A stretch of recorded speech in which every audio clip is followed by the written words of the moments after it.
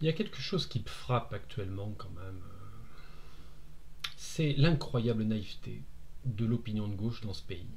L'incroyable naïveté de ces électeurs de gauche qui s'imaginent que là, dimanche, la NUPES ou la NUP, je ne sais pas comment il faut dire, va peut-être conquérir la majorité parlementaire et puis on aura un gouvernement dirigé par Jean-Luc Mélenchon qui acheminera le pays vers, je ne sais quoi d'ailleurs, une sixième république. Mais comment peut-on croire des choses pareilles?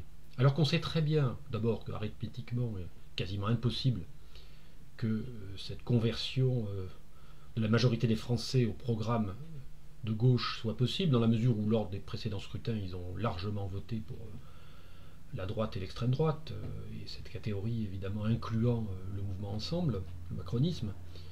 Et puis ensuite, même si jamais ce gouvernement pouvait voir le jour et qu'une majorité malgré tout, alors qui sera sans doute très composite, pouvait lui apporter son soutien au Parlement, mais de quoi sera fait en fait la politique de ce gouvernement?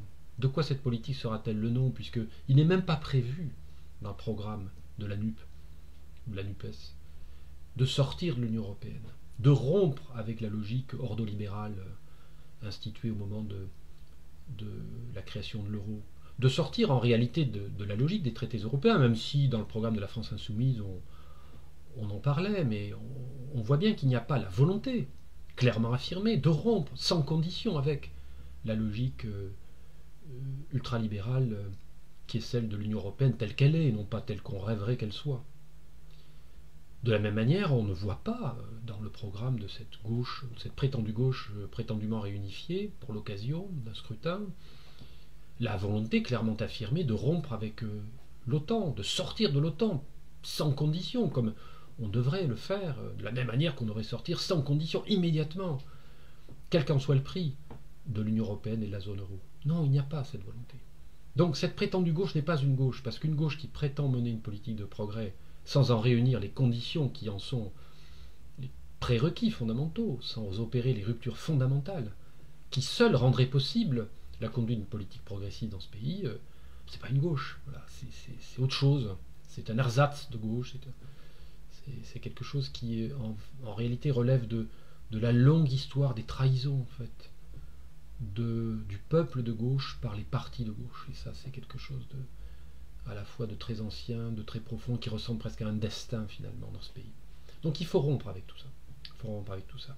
D'autant qu'au moment où cette naïveté se manifeste, on a aussi l'expression de quelque chose de beaucoup plus grave, qui n'est pas de la naïveté, qui est de la lâcheté.